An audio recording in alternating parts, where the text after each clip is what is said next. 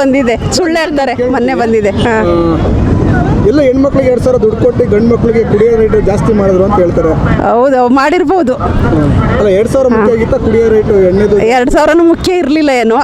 2,000ಕ್ಕೆ ಒಂದು ಚೀಲ ಅಕ್ಕಿನೂ ಬರಲ್ಲ. ಹೌದಾ? 10 kg ಮೂಟೆ ಇದು ಒಳ್ಳೆ ಅಕ್ಕಿ ತಿನ್ನಬೇಕು ಅಂದರೆ ಅದು ಬರಲ್ಲ. ನೋಡ್ರಿ ಬೇಕಾದ್ರೆ 10 kg ಅಕ್ಕಿ ತಗೋಬೇಕು ಅಂದರೆ ಅದು ಕೂಡ ಬರಲ್ಲ. ಅದಕ್ಕೋಸ್ಕರ 2,000 ದುಡ್ಡು ಬೇಡವಾಗಿತ್ತು. ಈ ಹಾಲಿನ ರೇಟು ಕೊಡ್ತಾ ಇದ್ದೀನಿ ನಾನು ಅಂತ ಹೇಳ್ತಾರೆ. ಕೊಡ್ತಾರೆ ಅದನ್ನ ಯಾರು ತಿನ್ನಲ್ಲ, ಮಾರ್ಕೆತಾರೆ. ನಾವೇನು ಮಾರ್ಕೊಳ್ಳಲ್ಲ, ನಾವು ಇನ್ನೊಬ್ರಿಗೆ ಕೊಡ್ತೀವಿ. ಮಾರ್ಕೋತಾರೆ. ಹಳ್ಳಿಯಲ್ಲಿ ಪಾಪ ಎಲ್ಲರೂ ತಿಂತಾರೆ.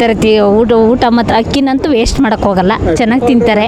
ಮತ್ತು ದುಡ್ಡು ಕೊಟ್ಟರು ಅಂದರೆ ಸಿಟಿಯವ್ರಿಗೆ ಅದು ಅನುಕೂಲ ಆಗುತ್ತೆ ಏನೋ ಗೊತ್ತಿಲ್ಲ, ಆದರೆ ಹಳ್ಳಿಲಿ ಅನುಕೂಲ ಆಗುತ್ತೆ. ತುಂಬ ಜನ ಎಲ್ಲ ಸಂಘದಲ್ಲಿ ತಗೊಂಡಿರ್ತಾರೆ. ಏನೋ ಬಂದಿದ್ದ ಅವರು ಸಂಘಕ್ಕೆ ಯಾರ ಕಟ್ಟಿ ಯೂಸ್ ಮಾಡ್ತಾರೆ. ಕುಡಿಯೋರು ಅಂತಂದರೆ ಅವರು ಹೆಂಡ್ತಿದಿರು ಕೊಟ್ಟಿದ್ರೆ ಇವ್ರು ಕೊಡ್ತಿರ್ಲಿಲ್ಲ ಕಾಸನ್ನ.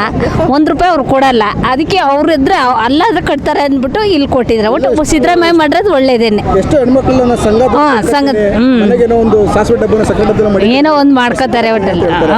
ಒಟ್ಟು ಮಾಡಿರೋದು ಒಳ್ಳೇದು. ಆದರೆ ಅದೇ ದುಡ್ಡನ್ನ ಗಂಡಿರ್ ಕೇಳಿದ್ರೆ ಕೊಡಲ್ಲ. ಅವ್ರು ಇವ್ರ ಹತ್ರ ಕಿತ್ತು ಕೊಟ್ಟಿರೋದು ಅವ್ರಿಗೆ ಕರೆಕ್ಟ್ ಹೋಟೆಲ್. ನಾವು ಏನು ₹1 ಖರ್ಚು ಮಾಡಿಲ್ಲ, ಬ್ಯಾಂಕಲ್ಲೇ ಇದೆ. ಇವ್ರು ಖರ್ಚು ಮಾಡಿದ್ದಾರೆ.